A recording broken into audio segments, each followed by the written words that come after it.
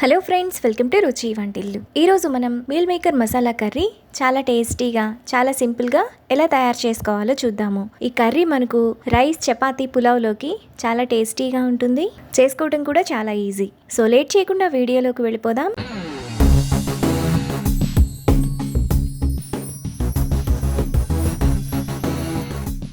ముందుగా ఈ కర్రీ చేసుకోవడానికి ఒక గిన్నె తీసుకొని అందులో ఒక గ్లాసు గోరువెచ్చని నీళ్లు పోసుకోవాలి. ఇప్పుడు ఒక కప్పు మీల్ మేకర్ వేసుకొని కలుపుకోవాలి. ఇలా కలుపుకున్న తర్వాత 10 నిమిషాల పాటు పక్కన పెట్టుకోవాలి. ఇప్పుడు మిక్సీ జార్లో 1 టేబుల్ స్పూన్ పచ్చి కొబ్బరి ముక్కలు, 1 టేబుల్ స్పూన్ జీడిపప్పు, 1 టేబుల్ స్పూన్ నువ్వులు, 1 టేబుల్ స్పూన్ ధనియాలు, 2 యాలుకలు, దాల్చిన చెక్క ముక్క చిన్నది 1, 4 లవంగాలు వేసుకొని ఒకసారి మిక్సీ వేసుకోవాలి. ఇలా వేసుకున్నాక పావు గ్లాస్ నీళ్లు పోసుకొని మెత్తటి పేస్ట్లా మిక్సీ వేసుకోవాలి. మసాలా పేస్ట్ను ఇలా వేసుకున్నాక పక్కన పెట్టుకోవాలి. 10 నిమిషాల తర్వాత మీల్ మేకర్ కూడా ఈ విధంగా సాఫ్ట్గా నానిపోయి ఉంటాయి. ఇప్పుడు మీల్ మేకర్లోని వాటర్ని పిండేసి ఒక బౌల్లోకి తీసుకొని పక్కన పెట్టుకోవాలి.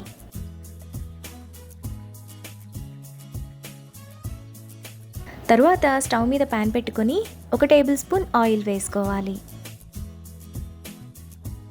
ఆయిల్ వేడైన తర్వాత సన్నగా తరిగిన ఒక ఉల్లిపాయ, 2 పచ్చిమిరపకాయలు వేసుకొని ఫ్రై చేసుకోవాలి.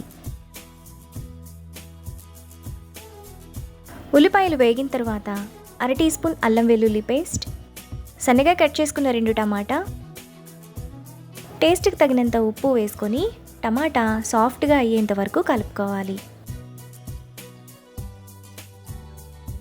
టమాటా ఇలా మెత్తగా ఉడికాక అందులో ముందుగా మనం మిక్సీ వేసుకున్న మసాలా పేస్ట్, 1/2 టీ స్పూన్ పసుపు, 1 టీ స్పూన్ కారం, 1 టీ స్పూన్ గరం మసాలా వేసుకొని ఆయిల్ అంతా సైడ్స్కి వచ్చేంత వరకు మీడియం ఫ్లేమ్లో కలుపుకోవాలి. మసాలాలోని ఆయిల్ అంతా ఇలా సైడ్స్కి వస్తున్నప్పుడు మనం పక్కన పెట్టుకున్న మీల్ మేకర్, 1 గ్లాస్ నీళ్లు పోసుకొని కలుపుకోవాలి.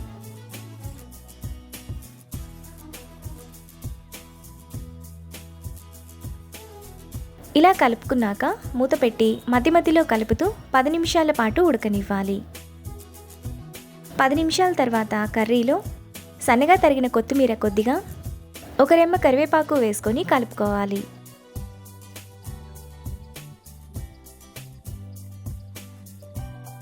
మనకు చాలా టేస్టీగా meal maker masala curry ready అయిపోయింది. ఇప్పుడు ఈ కర్రీని బౌల్లోకి తీసుకొని రైస్, చపాతీతో సర్వ్ చేసుకుంటే ఎంతో టేస్టీగా ఉండే meal maker masala curry ready. ఈ రెసిపీని మీరు కూడా ట్రై చేసి మీకు టేస్ట్ ఎలా కుదిరిందో నాకు కామెంట్స్లో షేర్ చేయండి. ఈ వీడియో కనుక మీకు నచ్చినట్లయితే లైక్ చేసి, షేర్ చేసి, సబ్స్క్రైబ్ చేయండి.